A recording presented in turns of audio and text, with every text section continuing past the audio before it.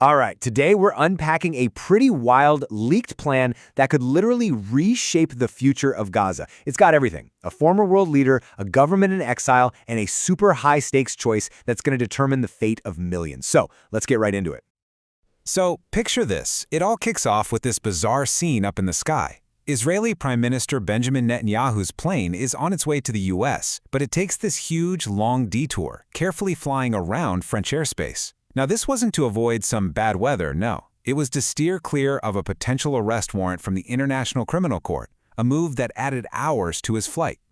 Then, back on the ground in New York, we see another huge signal. Netanyahu gets up to the podium at the United Nations, all set to give his big speech, and then something pretty incredible happens. One by one, delegation after delegation just stands up and walks out. He's left speaking to a room that's emptying out right in front of him. He was even wearing a QR code on his lapel, showing footage from October 7th, but even that didn't stop the diplomatic walkout.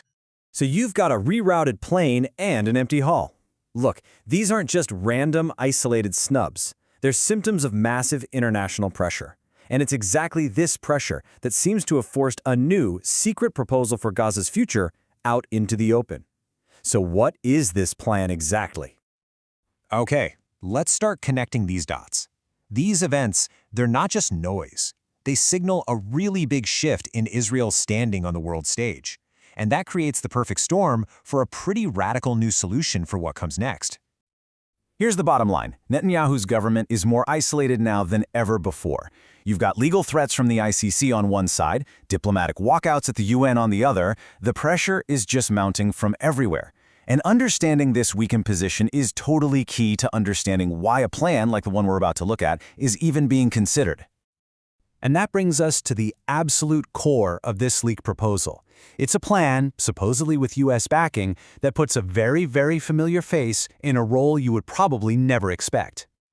Yep, you heard that right. The plan is to have Tony Blair, the former Prime Minister of the United Kingdom, step in and lead a transitional authority that would govern Gaza once the war ends. And this wouldn't just be some short-term gig. The proposal lays out a whole 5-year period of governance with Blair at the helm. After those 5 years, power would supposedly be handed over, bit by bit, to the Palestinian Authority. But, and this is a big but, under the new rules and policies that were set up during Blair's time in charge. So the big question is, how would this even work? I mean, how do you actually govern a place as complex and just devastated as Gaza with an international figurehead calling the shots? Well, the plan actually gets into the nitty-gritty with a very specific, multi-layered structure. The official name for this whole operation would be the Gaza International Transitional Authority, or GITA for short. Let's take a look at how it would be structured. So GITA would basically have 3 levels. At the very top, you've got Tony Blair. Right below him, a 10-member council made up of international officials, people from Arab nations, and the UN. And then supporting them, a 25-member secretariat. But here's the real takeaway. Almost all of the decision-making power would be completely outside of Palestine.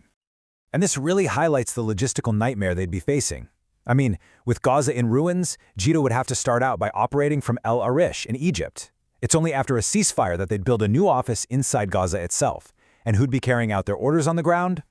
A specially created Palestinian technocratic government, so a government of experts, not politicians, whose only job would be to implement whatever Blair's council decides. Okay, so that's the plan. But of course, no plan like this exists in a vacuum. This one immediately crashes into 2 huge, competing forces that could honestly just kill the whole thing before it even gets off the ground. On one side, you have the Palestinian Authority, and they're saying, no, we have to be the ones to rule Gaza. Period. On the other side, you've got Hamas, who have made it crystal clear that they are not disarming. These 2 positions are non-negotiable, and they're in direct conflict with the plan, and frankly, with each other. And hey, don't just take my word for it. Here it is, straight from Hamas leader Ghazi Hamad. He says their weapons are for resistance and that it's a right they will not give up. This one point might be the single biggest obstacle to any peace plan brokered by the international community. So this all leads to a massive dilemma, especially for Hamas. Because if you look at it from their perspective, the timing of this plan is no coincidence. They believe they're actually in a pretty strong negotiating position because they're watching Israel's own problems pile up. Hamas looks at Israel right now and sees a country that's stumbling. They see Prime Minister Netanyahu's strategic losses adding up day after day, And that view heavily influences whether they're going to accept any kind of deal. They seem to think time is on their side. And you know, when you look at the scorecard, you can kind of see why they'd think that.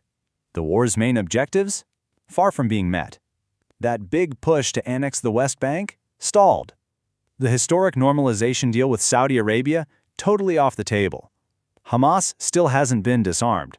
And to top it all off, Israel's top leaders are now facing international arrest warrants. And these are just a few of the setbacks. And then there's the money. The financial toll of this war is just staggering.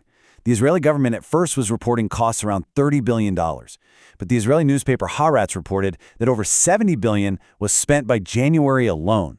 Today, some estimates put the cost for Israel at well over $100 billion. That is a massive economic drain. And maybe nothing symbolizes this new sense of vulnerability more than this: a recent and frankly shocking security breach. Iranian intelligence released what they claim are photos, videos, and data taken from inside Israel's top-secret Dimona nuclear reactor. Now, whether it was a direct hack or from someone else, the message couldn't be clearer. Israel's deepest, most protected secrets are not safe anymore. So, all of this leads to a really stark choice for Hamas. Option A, they accept a deal like this one. The war ends, reconstruction can finally start, and they can claim a strategic victory by outlasting a weakened Netanyahu. Or there's option B, reject the deal and keep fighting, risking absolutely everything and giving Netanyahu the perfect excuse to keep his campaign going.